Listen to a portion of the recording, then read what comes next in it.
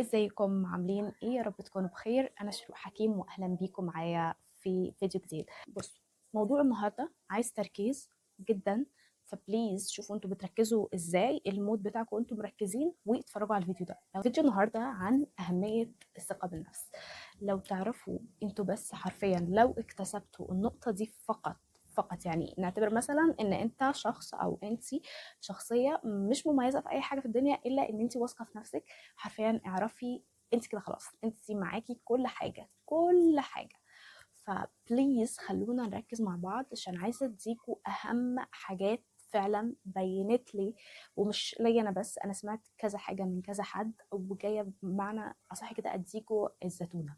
يعني حاجه هتجيب من الاخر. ثقتك بنفسك مش حاجه انت بتاخديها من الناس، ده مبدئيا معلومة لازم نكون عارفينها وهوضحها لكم 100% دلوقتي. الثقة دي ولا هي بالمناسبة شيء برضو احنا بنتولد بيه، احنا ما بنتولدش بأي حاجة، بأي حاجة حرفيا. احنا عشان كده ربنا مدينا دماغ. الدكتور ما كانش مولود وهو عارف ان هو يبقى دكتور، ولا المدرس، ولا اي حد بيتولد بأي حاجة، لكن بنتولد بإمكانيات. زي ان احنا عندنا عقل مثلا تقدر تخلينا نعرف كل حاجة احنا عايزين نعرفها، فهي شيء مكتسب.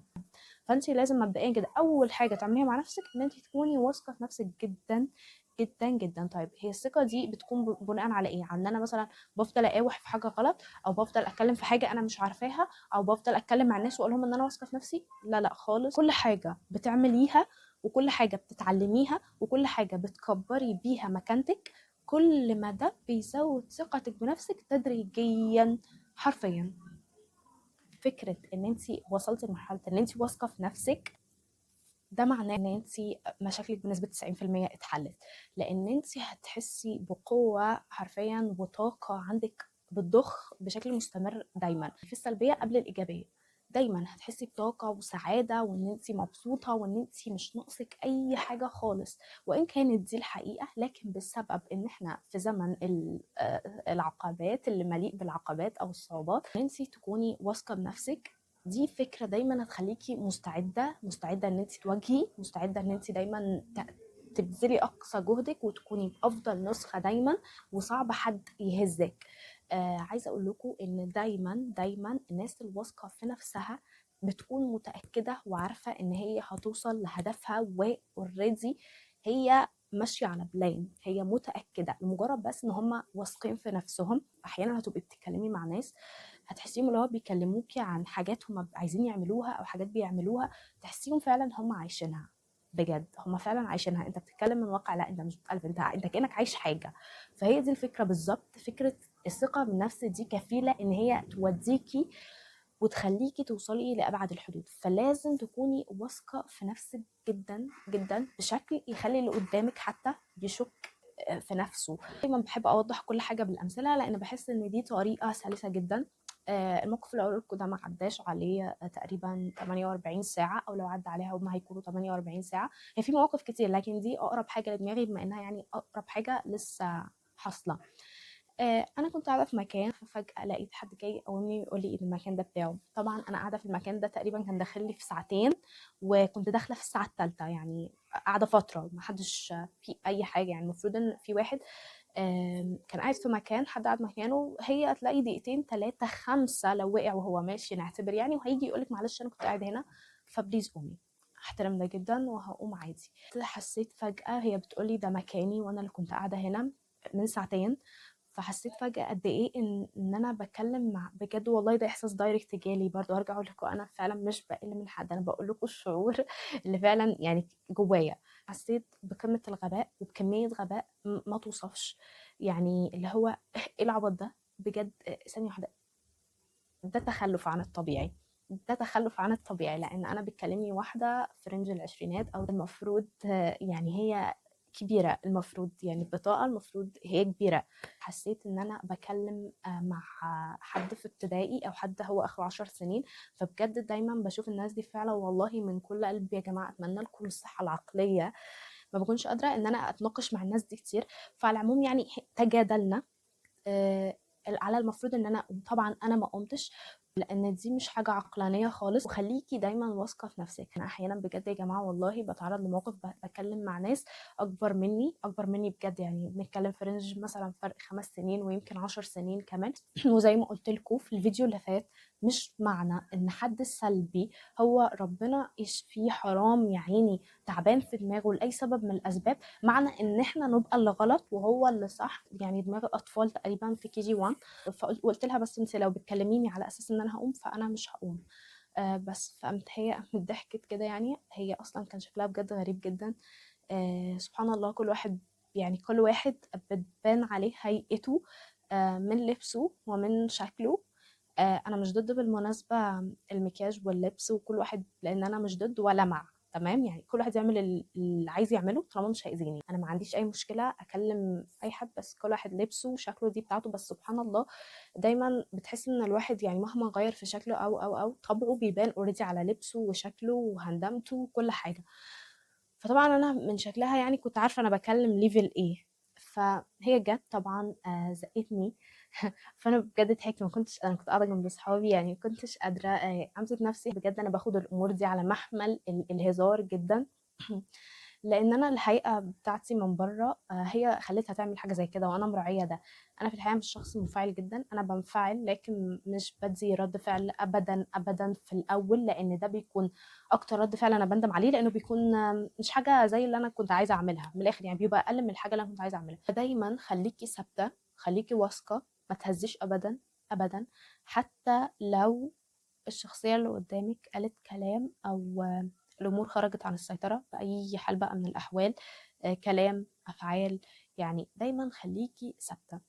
كل ما انت كنتي هاديه، كل ما انت كنتي كيوت، كل ما انت كنتي عندك ثبات انفعالي اكتر، كل ما هتكسبي اكتر. فانتي لازم تهتمي بنفسك، لازم تهتمي بجسمك، لازم تهتمي بصحتك، دي اهم حاجه. وكل الحاجات دي بتكسب ثقه بالنفس. فانتي دايما لو كنتي واثقه في نفسك هتحسي انه صعب حد اصلا يتناقش او يتجادل معاكي زياده. الهيئه العامه طبيعي جدا لاي حد انت هتبص له وهتتكلم معاه هتكون هي الادب. ودي الطبيعي ان اي حد بيكلمني لازم ياخد مني افضل شكل او افضل كلام ممكن، لان في الاول وفي الاخر احنا لازم فعلا نكون محترمين، لان ده الصح يا جماعه وده النورمال. انا عارفه ان الدنيا للاسف مش افضل حاجه حاليا، لكن محدش يقدر ينكر ان ده النورمال، ان البني ادم يكون سوي نفسيا ومعتدل مناخيا من جوه يعني. طبعا انا كنت بكلمها بمنتهى يعني السعاده والابتسامه دايما على وشي الحمد لله. لكن طبعا as much as I take as much as you will take from me. فكل ما حد يديك حاجه لازم انت ترجعها له، لازم انت ترجعها له. جو الاحترام من طرف واحد ده تقريبا اخر مره سمعت عنه كان يمكن ايام السبعينات او ايام الثمانينات. يعني هتجبري كل بطريقتك ان هو يحترمك لو انت عندك رولز معينه، ولو انت فعلا معاكي حق لازم الكل هيحترمك. وهرجع وانبه تاني على نقطه ان احنا ما ينفعش نكون اجريسيف بشكل اللي هو ان احنا الناس تقول علينا ان احنا شخصيه قليله الادب. يعني كل حاجه في اطار الاحترام بيكون ليها حل. واهم حاجه اهم حاجه فعلا بجد هو الاحترام. هي دي او ده او اي حد عموما غلط في حاجه وما اعتذرش وانتي وضحتي له وجهه نظرك وهو مصمم لا وكمان بيضايقك، والله يعني I am really sorry ليكي. بس هو فعلا يعني اعذريه، هو جاي من بيئه كده. هو لو كان طلع من مكان يعرف عرف قواعد التربيه وكان قادر ان هو يربي طفل، هو انت ما كنتش هتشوفي النسخه دي دلوقتي.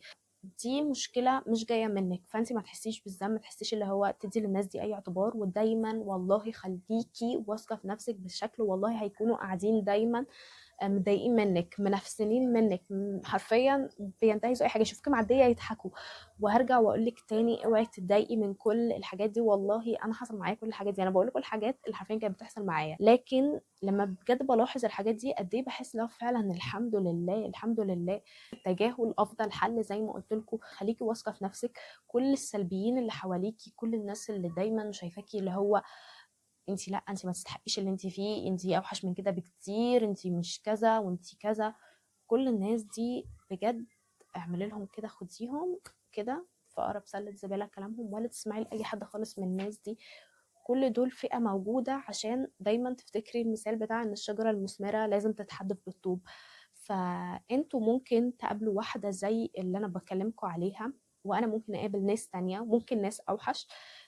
بس دايما يعني اتس اوكي، يعني حرفيا وايه يعني ادينا بناخد اكسبيرينس. لكن لا، بتكلم بجد مش بهزر، ما تتأثروش خالص. انا عارفة ان اي حد محترم بيتضايق يعني، تمام، اللي هو ماشي، لو انا ليه اسمع كلام من واحدة زي دي؟ بس والله كنت كده الاول، لكن دلوقتي حرفيا بقى عندي كمية، يا الله، ثبات انفعالي حرفيا ممكن يقتل اللي قدامي، ويبقى هو اللي قليل الادب، وهو اللي بان لكل الناس ان هو مش محترم بسبب ان هو مثلا بيقول كلام مش لبق، او بيعمل وبيعمل وبيعمل. مجرد ان انا ثابته على مبدئي الانفعالي، حرفيا الصوره بتبان مين المحترم ومين يعني بتبان مين فعلا اللي مش محترم. بعد ما اهتميتي بثقتك بنفسك وبجد كبرتيها لاكتر حاجه انت تقدري عليها، انت ما تتخيليش كميه الناس اللي هتلاقيها بتنجذب لحياتك لمجرد ان انت واحده واثقه من نفسك. هتلاقي انك دايما دايما الناس انت مصدر الهامهم، انت مصدر الانسبيريشن كده بتاعهم. انت حرفيا لما يشوفوكي يفرحوا من كتر ثقتك في نفسك، بتغمر كده اللي حواليكي. الكلام ده مش حاجه تتشاف بالعين، الكلام ده بيتحس. انت اللي بتحسسيه لاي حد بيجي يكلمك، بانك مثلا بتخلقي له الامل او الايجابيه في كل حاجه. انا ما بقولكيش على فكره تبقي طبيبه نفسيه، بقولك على حاجات طبيعيه جدا قادره ان هي تغيرك 180 درجه للافضل قبل حتى ما توصل للناس اللي حواليكي. فتخيلي تاثيرك الايجابي دايما وانت في اي مكان على الناس اللي حواليكي. هتلاقي ان الكل عايز يعرفك، هتلاقي ان الكل حرفيا بيتكلم عليكي بشكل كويس. على فكره انت بقيتي هنا عشان انت بقيتي عايزه هنا. انا مش فاهمه يعني انت الاول لما كان في ناس في حياتك سلبيين كانوا بيتكلموا عليكي بشكل الله اعلم هو كان ايه، فانت فعلا حطي نفسك في الدايره اللي انت عايزه تكوني فيها. طب انت هتحطي نفسك فيها ازاي؟ وقت اما تكوني تستحقيها انت هتلاقي نفسك فيها. يعني لازم انا الاول اهتم بنفسي واهتم بثقتي بنفسي، وما اعملش ابدا اي فعل او اي حاجه تخليني احس بالخجل في وقت من نفسي قبل الناس، مش من الناس. لا، الناس دي حاجه كده انا مش عايزاكم تشوفوها كاوبشن. دي حاجه بس بينك انت كده، لما انت تبقي عارفه ان انت الحمد لله مش بتعملي اي حاجه تغضب ربنا اولا، دايما عندك اعتدال وتوازن بشكل فعلا يخليكي تجذبي الطاقات كده حواليك الإيجابية. كل ده هتحسيه وقت أما أنت فعلا هتكوني تستحقيه وتكوني فيه. ده هيبدأ مش في يوم وليلة أبدا. لو أنت فعلا عملتي جو من الانضباط التام، من ان انت تحسني نفسك وتحسني مودك دايما، لان ده كله هيكون المحور للنقطة الرئيسية، المين بوينت بتاعتنا، اللي هي انك تكوني واثقة في نفسك. كل اللي بقوله لك ده زي انك تروحي الجيم دايما تشربي ميه. انا مشربتش ميه من بدري، نشرب ميه، قومي اشربوا ميه دلوقتي برضو معايا. اشربي ميه، تاكلي اكل مفيد، مش كل اكلك يكون عباره عن سناكس وجانك فود. وزي ما قلت لكم جانك يعني زباله، فحرفيا بتاكلوا اكل الله اعلم هو مصدره ايه، ده لو كان ليه مصدر. كل الحاجات دي دايما هي اللي هتخليكي واثقه في نفسك. شكلك تكوني في افضل في شكل ممكن انت تقدري عليه في الوقت بتاعك. مش لازم دايما تكوني لابسه الحاجات الغاليه الاوفر، ولا تكوني لا احسن حاجه خالص. يكفي ان اللبس يكون نظيف، وتكوني دايما محافظة على فكرة ان انتي تكوني شخص متوازن. افورة وحشة، فخلي في توازن يا جماعة في شكلكم قوي قوي، يا ريت. يعني بلاش اللي هي الحاجات حرفيا اللي بشوفها تصدع العين. دي كل الفكرة. بس اشوفكم في الفيديو الجاي، مع السلامة.